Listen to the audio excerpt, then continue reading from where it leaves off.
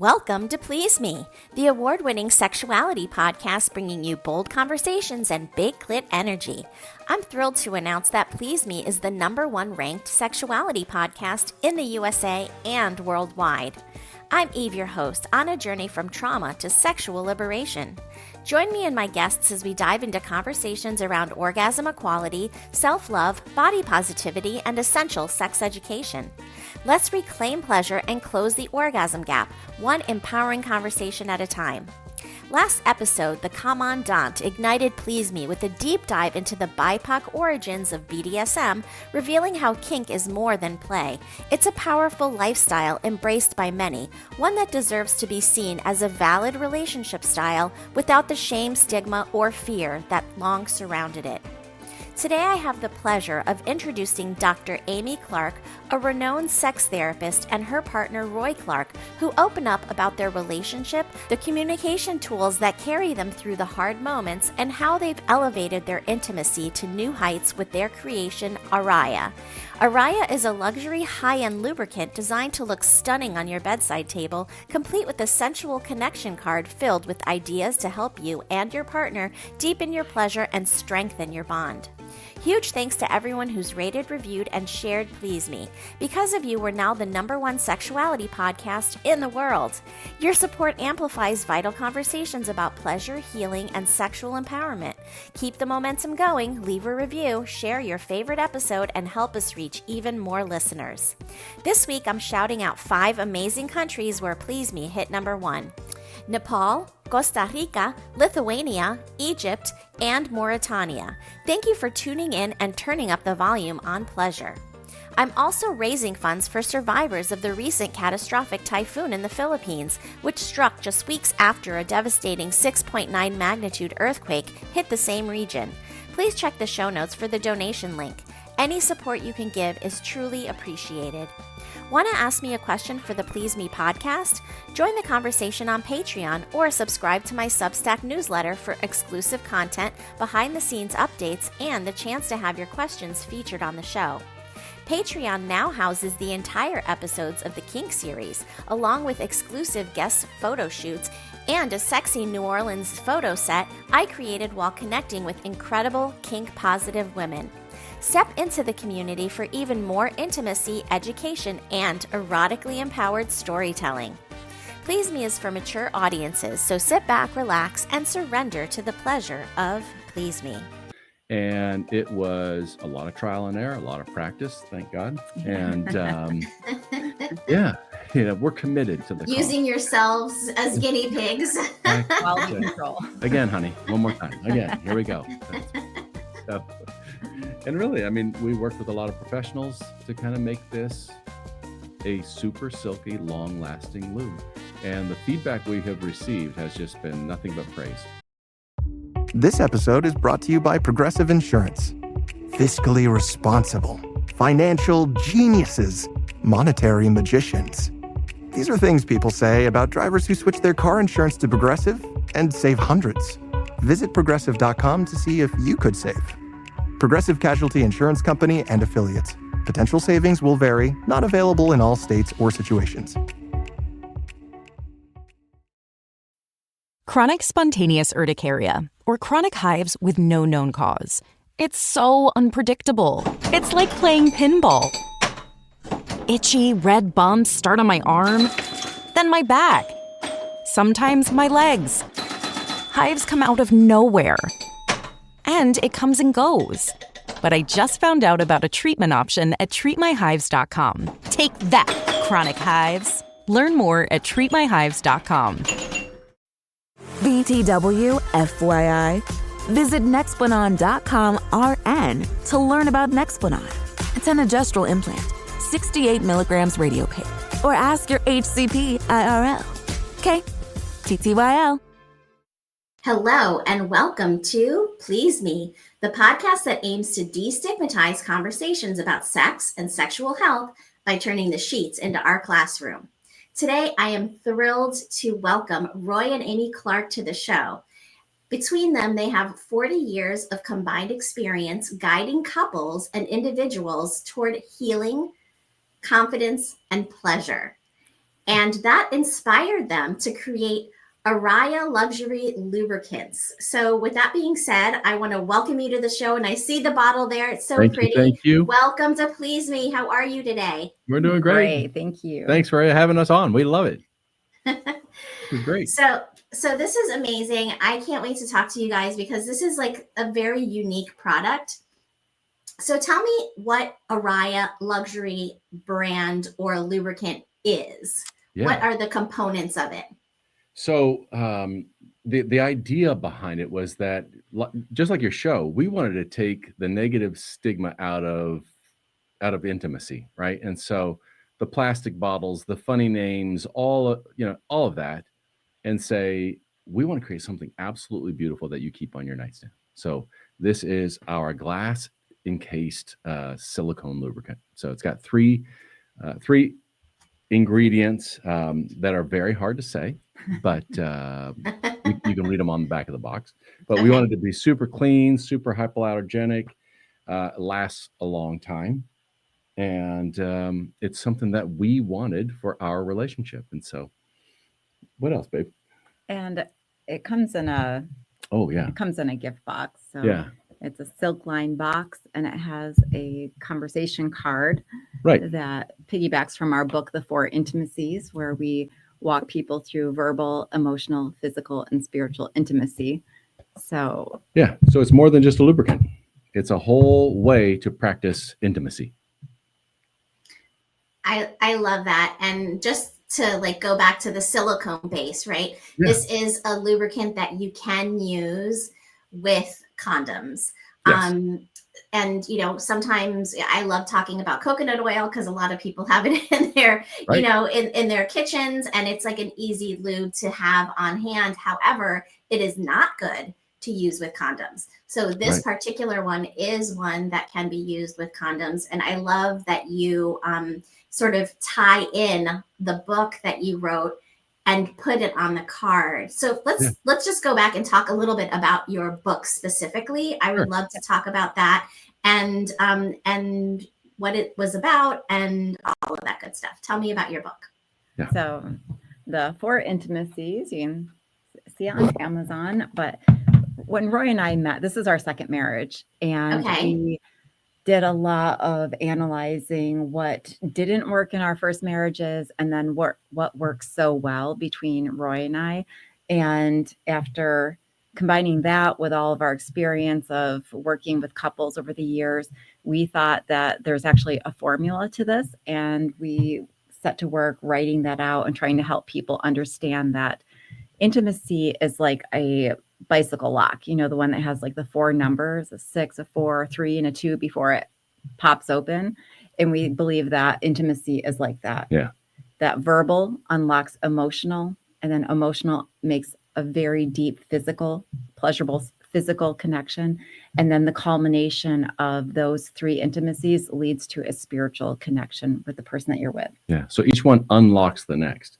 And so every once in a while we wonder, man, do people have different combinations? But it generally comes back to this idea that the more you talk about your intimate life or life in general, and as you're talking, you're looking for your partner's emotions, you're connecting with the emotion. Like when we talk about physical intimacy, that third unlock, we provide two things when it comes to physical intimacy. We're looking to provide two things: security and pleasure. And through all your research that, in general, it takes a woman about 20 minutes to orgasm, but it happens more often and oftentimes faster when she feels secure in that relationship. The fact is that it's the same with a guy. The guy has to feel secure and confident as well. Of course. And if she's not connecting with him emotionally and verbally, there's going to be a disconnect. He's going to be living in his own head. And so we really found that it's not a male-female thing. It's more of a relationship thing. And the more people began to practice this verbal intimacy, unlocking emotional, it just made their physical intimate life explosive, just incredible. Like we've met with couples that were together for 35, 40 years, and they lost the spark, they lost whatever it was. And they said, well, are you guys talking like this? Are you connecting with each other like this? Do you know how she feels? And only on the outside of the bedroom, they didn't know what was going on in the inside of the bedroom. So I know people just don't talk about intimacy. Like even when they come into our office and this is what we specialize in, it's just really hard to get them to let the wall down. But as soon as they do, they're just like, oh my gosh, that's such a relief. I've never had anybody that I could thank you just so talk much. openly about this with. So just not something your parents walk you through. Right. People are not having these conversations, which is much of what this show is about, is teaching how people can communicate better so that they can have more pleasure in their lives, right? So it kind of trickles down towards, through the emotional and all of that, the physical and then the spiritual. Yeah. So I love that you've tied that into the product itself and the cards. Before we get into the cards, I want to know what, besides the pretty bottle, sets it apart from other lubes. I think as far as our research has been, that we think it's the longest lasting. Yeah. Okay. And we've heard that from multiple people that own stores and have been around lubes. Yeah. So, we were Uber Lube users, big fans. Yeah. And so that was the standard. And so it was like, all right, how do we make something that lasts longer than Uber Lube? Yeah, Uber Lube doesn't last that long. I'm not gonna lie. Like I've used it many times, and you have to keep applying it on a regular basis. Yeah, yeah. So super silky soft. We love it, right? But how do you get that to last longer? And it was a lot of trial and error, a lot of practice, thank God. And we're committed to the using yourselves as guinea pigs. Quality control. Again, honey, one more time. Again, here we go. And really, we worked with a lot of professionals to kind of make this a super silky, long-lasting lube. And the feedback we have received has just been nothing but praise. So, and that it's 3 ingredients, just keeping it very pure. I'm very, very sensitive skin. If there was anybody that was going to have a problem with it, it would have been me. And we've been using it for this formula for what? Oh, over a year now. Over a year. Yeah. So we're still new to the game, but having fun doing it. As you should. Exactly. And the bottle, right, is so pretty that you can leave it on your nightstand. So it will go right next to my Rosie, because I keep my Rosie plugged in on my nightstand, always ready for action. And so it will go right next to my Rosie. I have no problem displaying these sorts of things because it's my bedroom, okay? It's my adult playground. And so how do you make your adult playground even more amazing for those intimate moments? Do you have any? That's a theoretical question, but hey, you've made this lube. Do you have any other spicy ideas that you can throw in there to make your bedroom even spicier, even more ready for those intimate moments? And I have a lot of ideas, but I'm going to let you talk. Our bedroom is just very clean and classy and romantic. Like I've got the little twinkle lights and a pretty garland that sits on our dresser year round. Yeah. And so in the morning we click on the little twinkle lights and everything is just clean and put away. And the only aesthetics in the room are just beautiful objects like our lamps and the silicone. And then some days we open up our French doors and we've got the fireplace right outside the door. And so we really just try to set the stage for romance and beauty. So for us, creating a safe place is the number one. So security and exclusivity for us is key.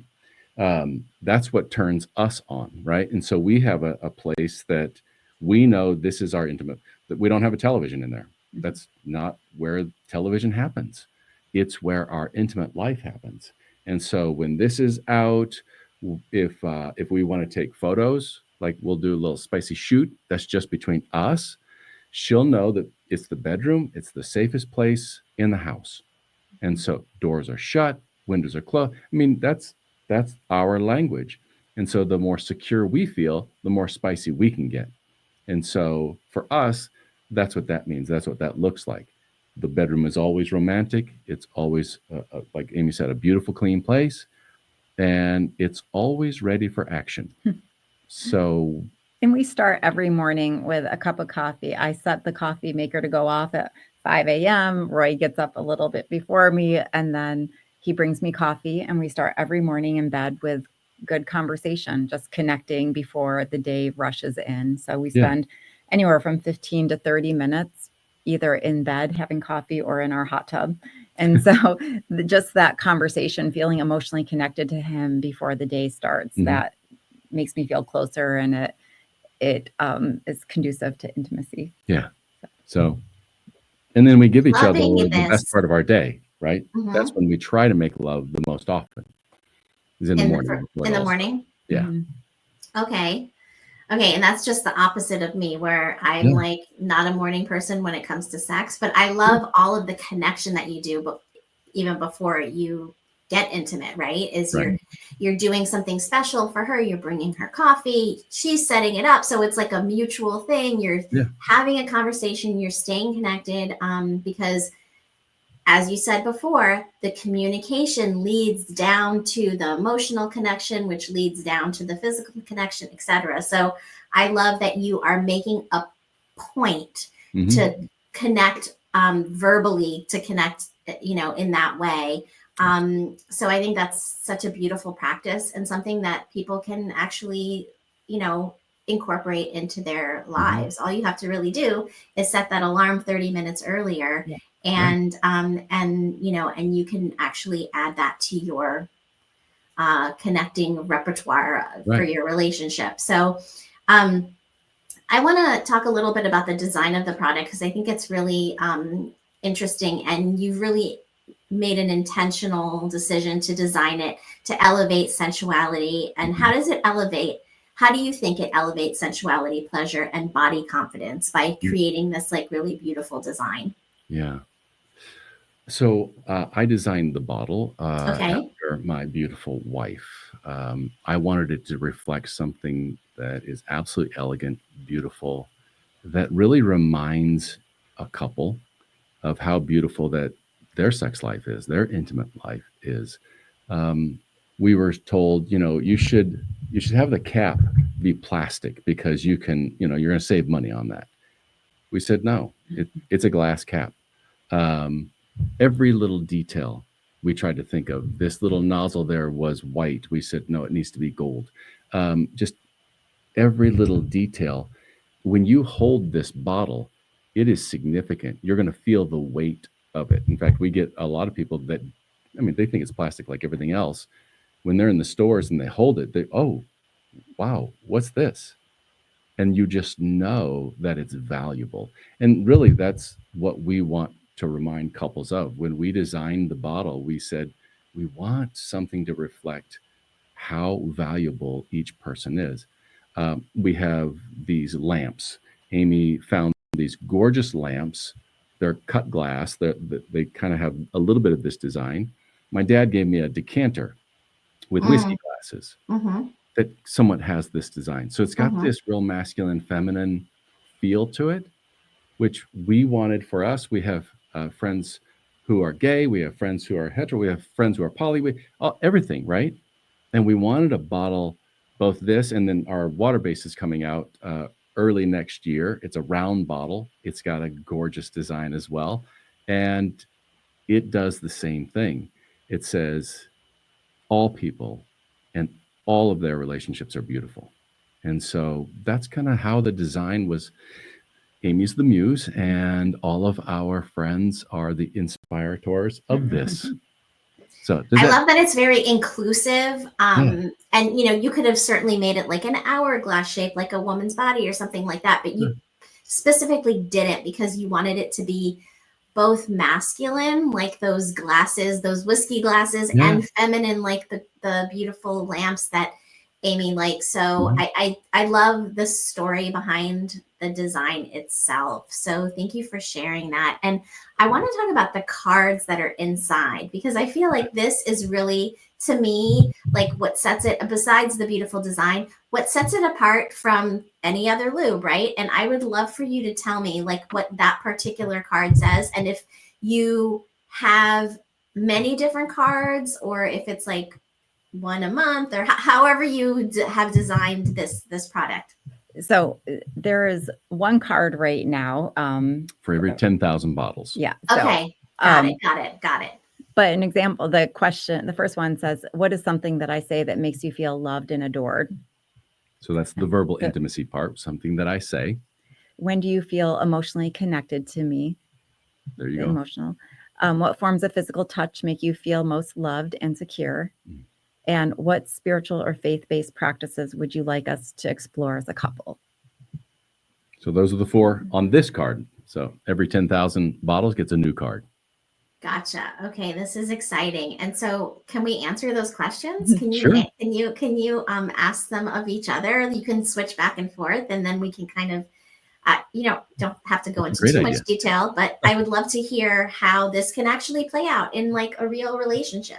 All right, you want the first one or the second one? I'll ask you the first one. Okay. What is something I say that makes you feel loved and adored? I love it when she tells me that I'm handsome. And she generally takes her hand and puts it on the back of my neck and says, "Baby, you're so handsome." And it sounds silly, but I love it every time she says it. I feel stronger. I feel more masculine. I feel adored. So. Yeah. And men need to hear these words of affirmation too, because oftentimes, we are always saying, oh, women need to be complimented, like that's part of our love language, etc.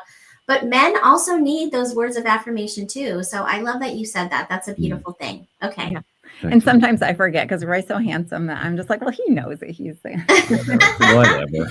Yeah, and the worst thing I think some people can say is, "Oh, you look nice like you usually do." Like that's not a compliment. Like don't throw in the usually part, Right. Because that's because I know that there's times that I don't look beautiful. Okay, so that's not absolutely true.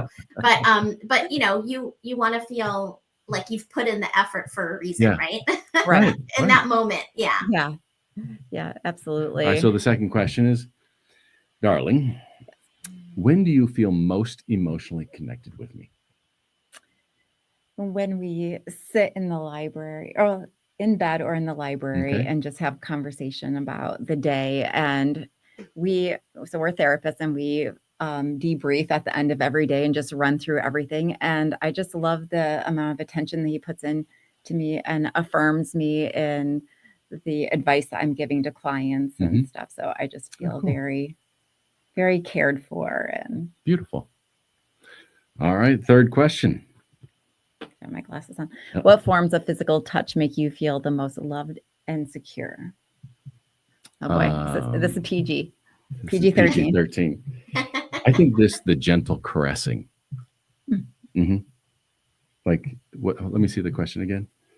It says most loved and secure. Yeah, that's different than hot and horny for sure. So loved and secure. She has this great way of just caressing me and paying attention to me at the same time. It's not just this whole carnal thing. We've got that action too, but when it comes to feeling loved and secured, I would say that's what it is. Okay. What about you, babe? You can answer that question first.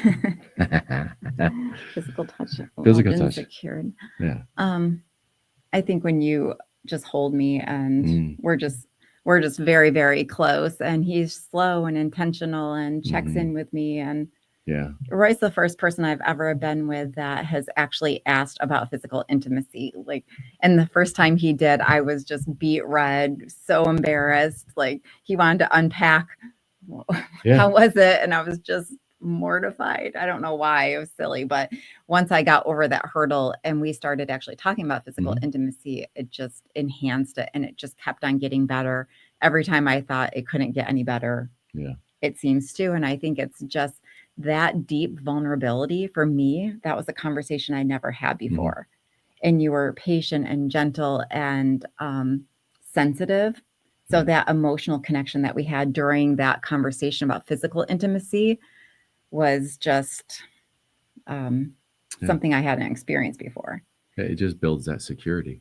But I want to clarify, though, that those conversations, like our conversations about regular stuff, that I can be vulnerable with Roy about any subject led up to my ability to talk about physical intimacy.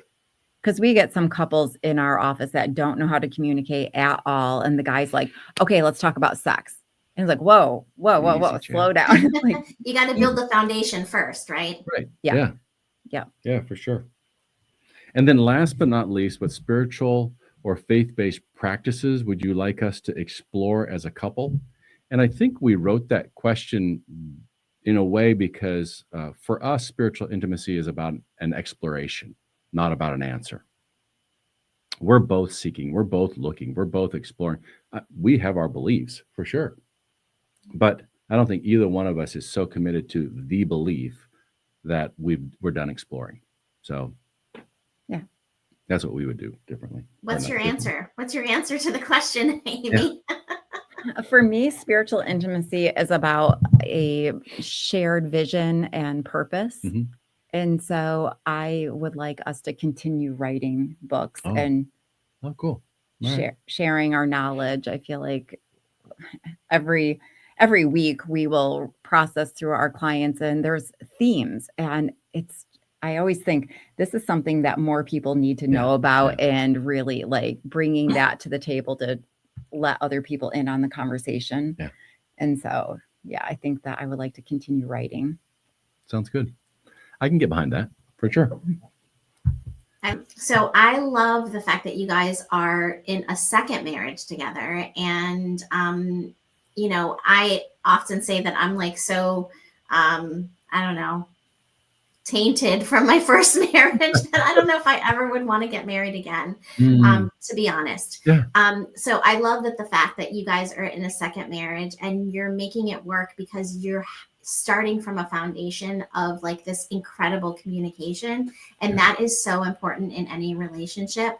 So, if you look at the statistics of marriage, right, 50% more or less of first marriages get divorced. And then when it comes to second and third marriages, it's even more than that. I think it's like 70% for second marriages. I don't know. I'm just like putting numbers out there that are incorrect. But anyway, fact check me out there. Exactly. Bottom line is it goes up. It's more than 50%. And so when I know that information, I'm like, why would I, even try to do this again, when I'm still like trying to tease out the mess of the first marriage. I love that you guys decided to do this. Did you date for a long time before you jumped into the second relationship? Tell me about how this started. Yeah. Because you're both therapists. So did you meet at a conference? Like what's the history? Yeah. Well, I feel like I manifested Roy. So I made an avatar of exactly what I wanted. And I was like super specific. And when I met Roy, I was just almost like, oh my gosh, it's freaking me out a little bit that he was exactly. Likewise, I'll tell people I've known Amy since high school. I didn't know her, 6 years ago, but I dreamt of her since high school. And so Amy was counseling and I was doing some coaching. She had started her practice and I just said to her, I said, hey, would you like some help? Because I was doing some business coaching. You want some help with your business? And I could use some help with some counseling. And so she took on some counseling for me and I coached her.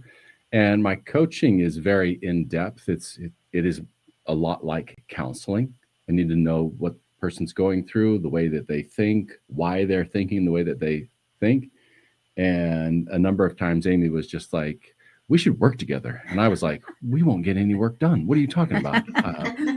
But she keeps asking me. So obviously she's not attracted to me. So that's okay. Finally, I had to say, listen, how old are you? Because I thought, she's so young. There's just no way that she'd be attracted to this old man. And she told me her age. And I was like, oh, okay. Well, so you sure you want to work together? We became very close friends and there was such a connection. And I feel like on every level, we're just so similar. And when I met Roy, I said, he's the guy version of me. Very similar. Yeah. the research that we have done, that makes a lot of success for relationships. I have a theory on the whole, like the philosophy of second marriages going up. I think that we know a lot of couples, our circle of friends are second marriages. Mhm. And Okay. I would be shocked if any of us got divorced again. Yeah. I feel like there are a lot of second marriages that come together and stay together for a long time. And I feel like those are the givers in a relationship. A lot of first marriages, a giver ends up with a taker. And the giver gives and gives and gives and just keeps on trying. And then one day they just run out of gas. And then when a giver finds another giver, I feel like that's an inseparable bond. Yeah. But once all the takers are left in a pool with each other and they don't stay married very long, they both are selfish and then they divorce and then they divorce again and then they divorce again, which I think like skyrockets the divorce rate. But I know a lot of people, second marriages that have been married for a very long time. In my first career, I was a dental hygienist and I was going through the divorce while I was working. And these patients were like friends and family of mine. And I remember like some of my patients would ask, and I said, sorry, just a little raw today. I'm going through a divorce. And I remember a few of them just saying, oh, Jan's my second wife. And I was like, what? Are you serious? I just thought they were together forever. And they're like, yep, she's my one and only. And the more that I talked about my divorce, the more I realized that some of these very, very happy couples were second marriages. Mm-hmm. And that gave me a lot of confidence to try again. Yeah. We learned, we processed our mistakes, what we did wrong and what we weren't going to do again. But we were just incredibly thorough with the conversations and the questions. We basically said, listen, this is who I am. Here's the past. Here's the junk. Like, break up with me now, not a year, 2 years, 5 years down the road. I just want to know exactly who you are, the way you think. If it doesn't work, it doesn't work. But let's just be really transparent and raw. And I think, coming from a practice background or a therapy background, we know what questions to ask. We didn't know that when we were in our first marriages. Mm-hmm. Now we do. And so I think what you do very well, Eve, is that you ask great questions. You get clarity from the people on your podcast, the people around you. And we're always encouraging our clients, do not be afraid to have the conversation. Don't be afraid to ask. If they blow up, well, then you know something about that person and they need to learn how to communicate. But don't be afraid to ask the question. There's really no answer that can truly hurt you. Right. I feel like it's just sifting it out. I'd rather sort it out on the front end instead of being too far into it. So. That's why the questions are so important. Like, always be asking questions, for sure. Yes. Communication is like the foundation of any relationship. And if you have difficulty communicating because of past trauma, or I mean, I know that for me, my traumatic history made me completely shut down. And I remember in one of my first relationships in my 20s, I literally could not physically say words out of my mouth if I thought that it was going to be any kind of like negative or even, potentially rocking the boat or whatever. Like, I could not physically say the words. And so I would write things down and hand it to my partner, and this was, before my therapy and everything. And over time, I've learned to communicate. And I know that it's so, so, so essential. And you guys seem to really do it beautifully. And to also not just do it beautifully, but like make it a point to make a practice out of creating those times for having that communication be part of your everyday, because it's easy to get caught up in your busy lives. And when you set aside 30 minutes every morning to have a conversation and set aside however long in the afternoon in the library to have these conversations, you have a practice of communication that is going to only build and make you stronger and stronger. So kudos to you for having all of that together. There's hope for us all. There's hope for us all. Oh, absolutely. There is. Absolutely. And that's why we wanted to write the book. Where like, if everybody could just learn these steps, they could have very satisfying relationships. Yeah. And I feel like it's a screening process too. Like for the young women that I work with that are dating, they're like, how do I know if he's the right one? I said, well, it's easy. Like you have conversation. Is he vulnerable with you as much as you are vulnerable with him? And does he understand your emotions? And if that's a no, then don't go any further. Right. Yeah. So the other question I think is really good for people, and it sounds so incredibly basic, but it is so essential. So let's just say you meet a person, right? Or you're dating. So you're in a relationship. Want you to ask this question. In 3 years, how much time do you want to spend with me every day, during the day? How much time do you see investing in our relationship every single day? That's a great question. Because if it's like, well, I'll have my thing and you'll have your thing, and I'm sure we'll eat together, and we could probably watch some television together. No, please don't. Well, unless it's the same for the other person. Yeah, but still, Right. I mean, we do that plus, though. Like, how much time do you plan on spending investing in our relationship, talking to me, asking me questions, being concerned about my life? Because I'm here, I'm going to spend an hour a day just hanging out with you, at least. Don't you think, babe? Yeah, I think so. But I think we talk about love tanks. Like our love tank goes up to a 10. It's a, full tank. And some people's love tank only goes up to 5. All right. What do you mean by that? I feel like some people keep a arm's length relationship with people. For sure. Yeah. And so you don't want to match a 5 with a 10, because then the 10 is going to feel empty and the 5 is going to feel too much pressure. But if you have two people who are very independent or busy or grew up with parents who live very separate lives, then that, like, if they're both a 5 and that works for them. So similarity is key for sure. There's no doubt. You are looking for somebody who's similar because to you. We get clients that we share like our practices, and because they'll ask us, how do you guys do it? We have a daughter who's 15. And so the whole thing of we have kids in the house and all the excuses we hear, we're like, all right, we have busy jobs. We have 2 companies. We have a child. Like we have the same issues. And so they'll ask us, how do we do it? And some of them I feel like are literally like, I do not, you guys are too soupy. Our book was going to be called The Four Intimacies, How to Make Love Every Day. And we started to run that past our friends and they were like, what? Who would want to make love? Why would you want to do that? And we were like, me? I want to make love every day. Heck yeah, right, why not? Exactly. But even my guy friends are like, no, dude, not every day. I'm like, why? They just didn't want to put in the time. And they found wives apparently that didn't want to make love every day either. I'm like, you guys must not be doing it right. Right, exactly. That's what I'm saying. Because yes, I want mind-blowing sex every single day. Thank you. Why wouldn't you? Right? Okay. Yeah. I get tired every once in a while. Still. Yeah, if you're having mind-blowing sex, if it's not so great, then maybe you wouldn't want to have it every day. But then I would want to change that about my relationship. You know? Exactly. In fact, it's one of the questions that we ask in therapy all the time, and that is, what would it take to make love every day? Well, all of a sudden, that's when you get all these excuses. Well, shoot, I probably should have to work out then. Yeah, you might want to do that. Stop playing golf as much, or wake up earlier. Take better care of myself. It exposes all the obstacles when you ask the question. Yeah, well, we'd have to put the kids down to bed at the same time every night. Okay, do that. We'd have to get up early. Get the kid out of our bed.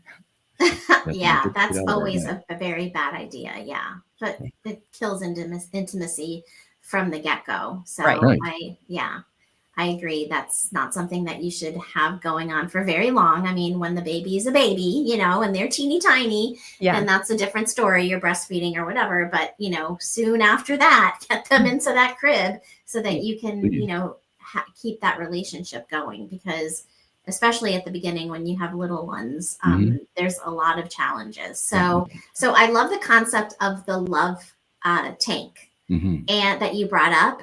So I would love for you to explain how you use that and how you teach that to your clients to sort of gauge where they are. So we use the word reciprocity in our book as one of the 4 pillars of a relationship. And so that's give and take. And we're trying to pour into each other. Right. We're aware of each other's love languages. the one thing that I don't like about the love language is that sometimes people use that as a crutch and they say, I'm not a words of affirmation person. Well, It's verbal, not an excuse, right? right. Yeah. And I think that there's a difference between words of affirmation and verbal intimacy. You cannot have an intimate relationship without verbal intimacy. So words of affirmation, you're so hot and sexy. I love you, look so strong today. Thank you very much. Thank you. But verbal intimacy is really asking and exploring, how do you feel? And me being able to share how I'm feeling. So we're aware of each other's love languages. We really carve out quality time to spend with each other. And I know the things that really fill up your tank more than than other things. So I'm constantly making bids to fill up his tank. Likewise. So what is his love language? Physical touch. Okay. And what is her love language? Physical touch and words of affirmation. And all the above, really. Yeah. Both of us are all the above. So for love languages, I feel like you might have one that is obviously like the one that really resonates with you the most. But the bottom line is they're all important. So learning how to incorporate all of the love languages into your regular routine, I think, is really a beautiful thing. And the love tank idea of like completely being full, doesn't every relationship want their love tank to be like completely full and not at 5, right? If you are at 5 with the intimacy part, right, and both of you are not like necessarily wanting intimacy on a regular basis, really that would be a 10 if you guys are both matching, right? Right, exactly. So I love the concept of that. I feel like it's easy to kind of understand and to like fill your partner's tank so that they can be happy in their relationship, and then reciprocating that, which you mentioned was a big part of the book. So for guys who want to make love more often, I'm telling them, listen, I am preparing to make love on Thursday. Today, what day is it today? Monday. Today's Monday, right? And so I'm telling them, listen, I'm planning on Thursday. Tomorrow, I'm filling her tank up for Friday. Like, don't think that I'm just doing something nice today, right, so that I can get laid tonight. That's not what this is about, right? Yeah, a lot of guys are 5 minutes later. Yeah, it's nice to you for 5 minutes. Yeah, When I go have sex. Yeah. Right. We get that all the time. Like, no. This is a 3-day process, and it happens every day. Why would I skip giving her coffee in the morning? That's silly, right? I tell guys, I go to Costco every other week, right, to get our groceries. It is the best place to get flowers. They're $14.95. Get 2 batches. It's the best $30 you're ever going to spend every 2 weeks. It's her lowest one is gifts, but she still likes to get those flowers every other week. And I just think it's one of the easiest ways to fill her tank.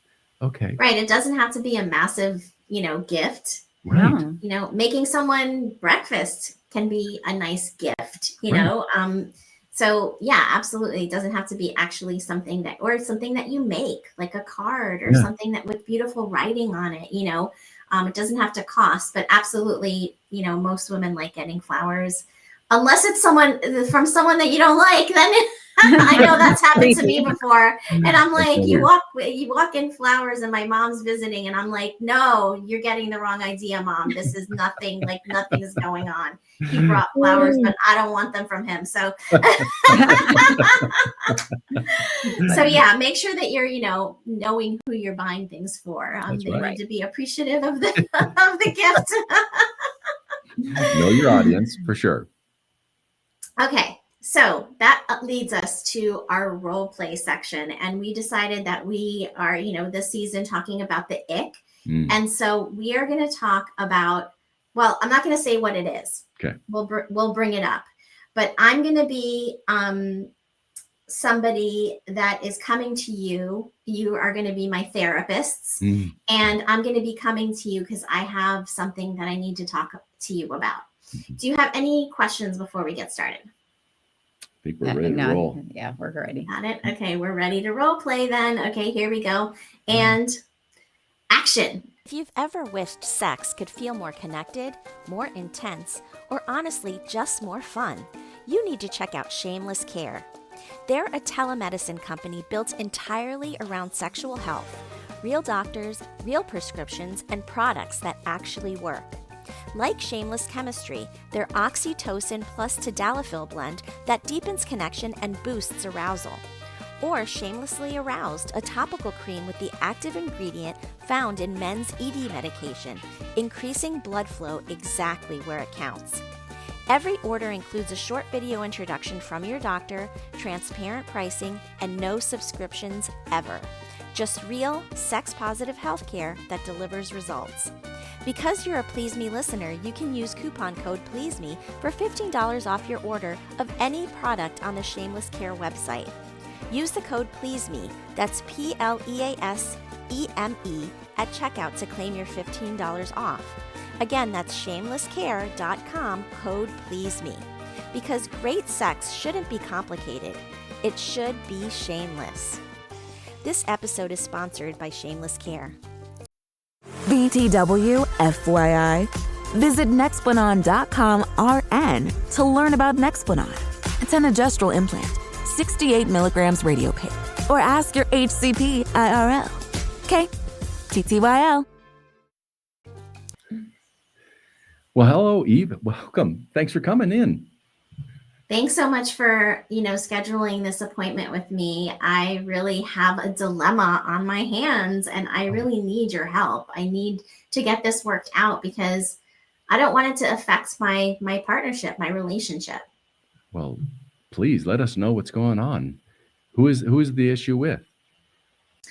So the issue is with my partner, and he has not the greatest breath. Okay. And I don't know how to bring this up to him in a way that's not going to totally insult him. Yeah. And so I would love some help in trying to get this information across without fully insulting him. Well, you're actually in a perfect place because this very thing happened to me. Okay. So interesting. Yes. Okay. Apparently, if I drink whiskey at night or too much whiskey at night, I get a little heartburn the next morning. And my beautiful bride brought it up one time. And so, darling, do you remember how you said it? I'm hoping I said it like this. So one of the principles in our book is the 5% rule.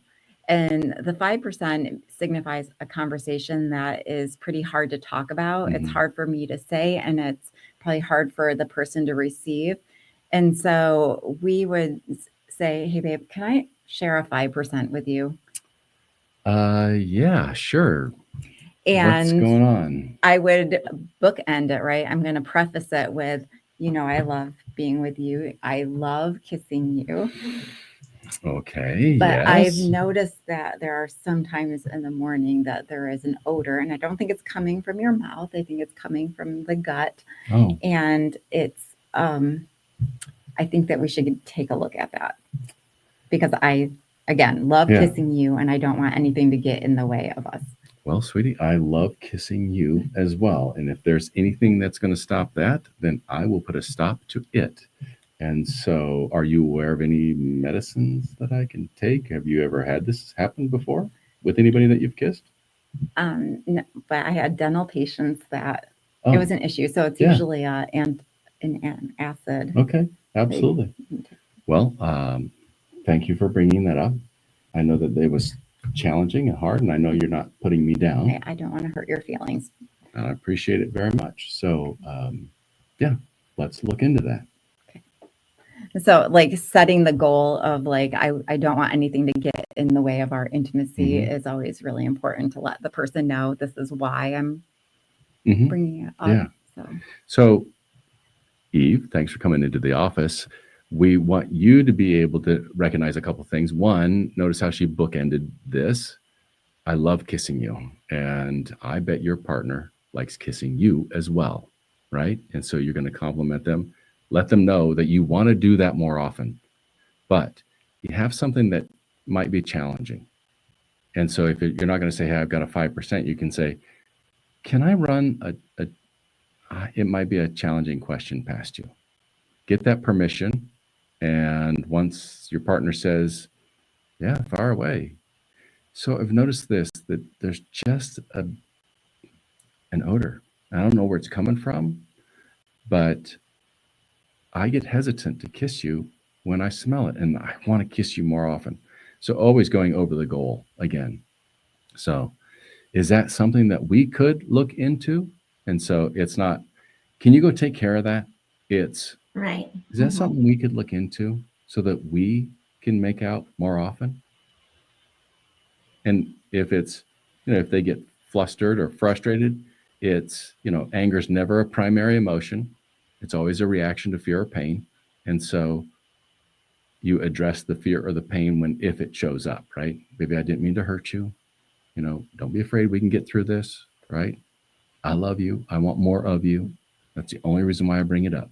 And I'd also say, and if there's ever anything on my end, please let me know. Like, I know it's hard to hear, but I just want to make sure that we're in sync. And I feel like that always softens the blow too. If there's like an invitation, like, please, like, right. And then it could open you up to like, okay, here comes the bombardment, oh, you've been holding back, Right. But if you are constantly having these 5% conversations, right, when they come up in your relationship, there's never going to be that, oh my gosh, the bombardment, because things you're communicating things as they come up. So, so the 5%, is that like 5% is like the hardest? 95% is easy to talk about. 5% is like the hardest things to talk about. Gotcha. Okay. Got it. Yeah. Well, I love this example. And with that being said, I'm going to say end scene, because Great job. I think we finished it, but I was going to say, I love this example because, you actually had this experience in your relationship, which is why we brought up the ick of being bad breath in this particular role play, because you guys wanted to, that was like an ick of yours, Amy, because you were a dental hygienist in the past. And so, so now, just out of curiosity, do you like limit yourself to like the one whiskey instead of the 2 glasses, or through the night and I wake up? No, I'm just kidding. No, just like, okay, tomorrow, like, kissing is off limits because I'm going to have my 2 or 3 whiskeys tonight. No, so I did cut down on my drinking, and I learned to take an antacid when I'm starting to feel something. I'm willing to make any kind of adjustment for our intimate life. I want us to be on the same page, and that's what intimacy means. It's just to be on the same page. And so we try not to react when we talk to each other. It's challenging for some. It's not for us anymore.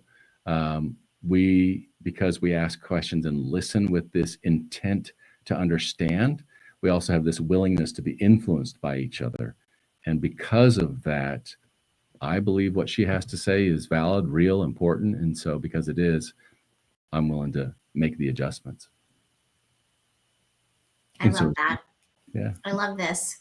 So where can we find you? Where can my listeners who are listening today and want to find your beautiful lube or your book that you talked about? I got a 2 for today. We got authors and we got an incredible product that we can get. So where can we find all of your, and maybe even coaching too, if you do coaching virtually or whatever, where can we find you? Yeah. Aria Lux Life, ARIA LUXE LIFE, arialuxlife.com. Very good. On there, and you can always message us if you're interested in virtual counseling, or if you're in Naples. Come on by.